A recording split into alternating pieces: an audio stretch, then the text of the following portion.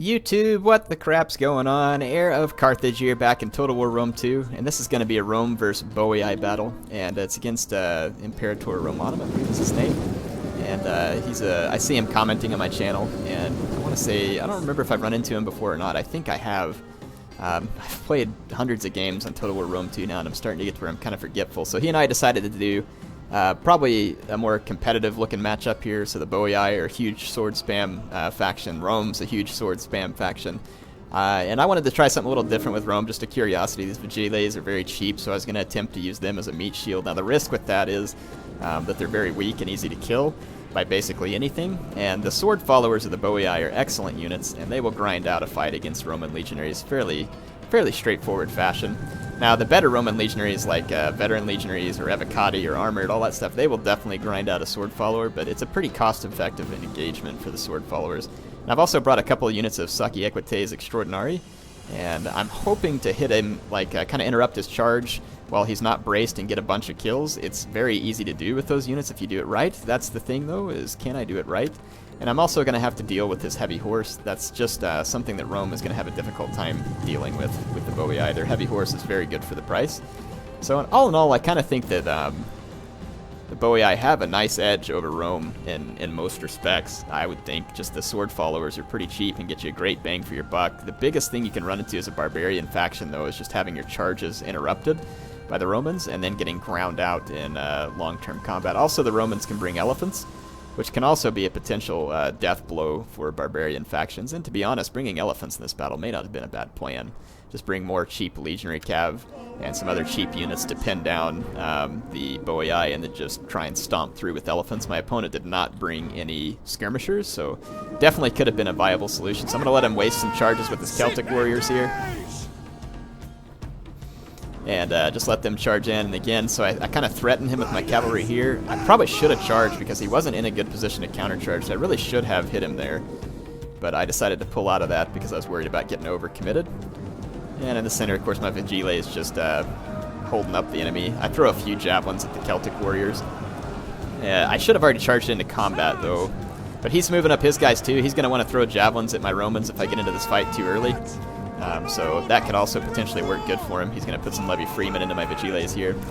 And here I am going to interrupt his Celtic warrior charge real quick. I don't want these guys to get any charge bonus on my men, so I'm going to then pull back with my Saki Equites and then just move forward with my Roman infantry.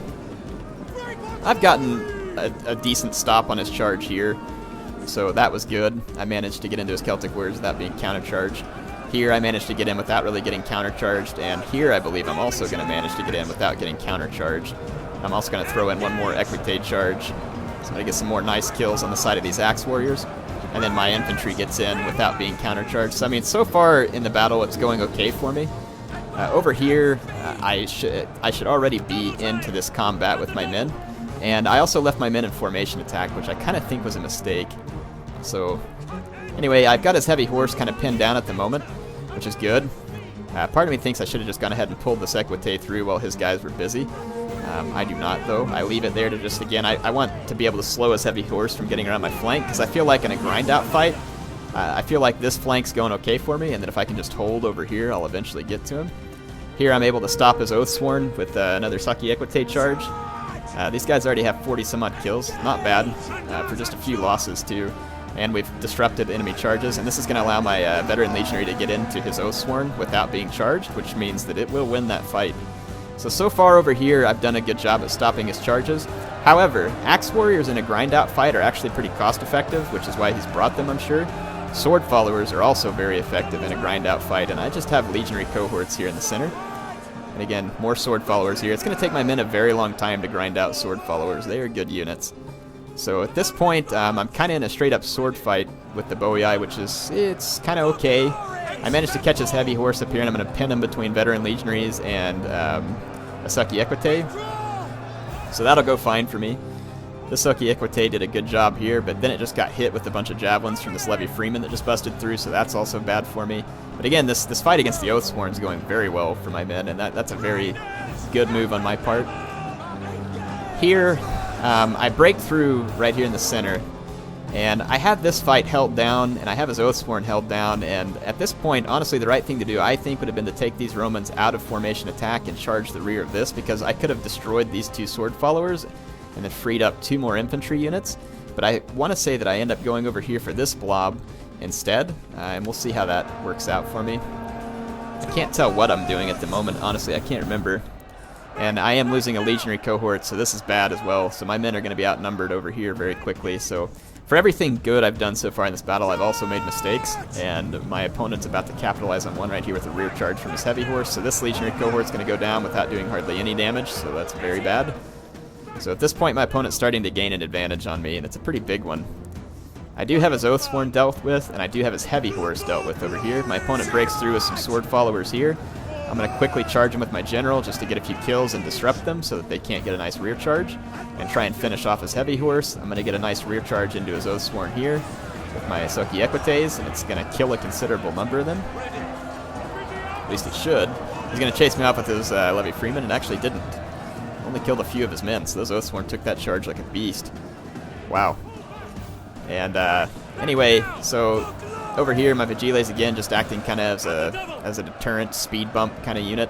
I got onto the back of his men here, these sword followers and axe warriors, but again, that's going to be a very long grind out fight if my cohorts were to win it. They may not.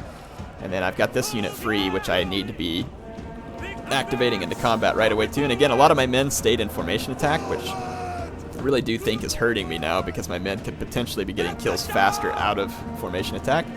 I'm hoping to get around here and wrap up this fight using my Equites to kind of cycle charge his sword followers again. Just need to keep these guys from getting into the rear of my Principes, because my Principes are doing a very nice job versus these axe warriors. I've gotten over 130 kills already.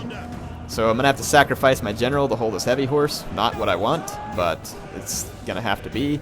And again, I'm just going to keep cycle charging these sword followers each time they try and get into the back of my men, and it is going to get me kills. Getting a decent number of kills on my cavalry, not great. And then I'm going to try and line up a rear charge here, but the Romans are not very powerful in the charge. So rear charges from Roman infantry are, you know, they're painful, but they're not as bad as they could be from a faction that actually charges well. And sword followers have very nice morale, so it's actually quite hard to break them. The axe warriors I'll probably be able to knock out, but again, the sword followers are tough, and I keep working on these ones over here, and I've killed a pretty fair number of them through cycle charging. So I'm going to be able to get rid of these Levy Freemen, try and finish these sword followers, but they're in good shape still. So it's a relatively close fight, but again, my opponent's got the advantage here. He's slowly working the numbers advantage, and I'm not going to be able to stop his heavy horse, and I'm not going to have anything to stop his charges in the late game.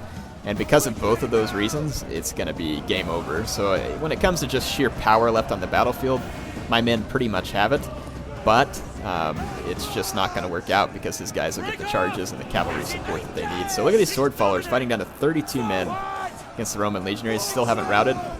And then these sword followers, even despite being charged over and over and over again, still managed to turn that fight against my Principes. And I was trying to pull the Principes out and then cycle in with these veteran legionaries, but then the Principes routed, and I was like, crap, because I needed them here to break this fight quicker.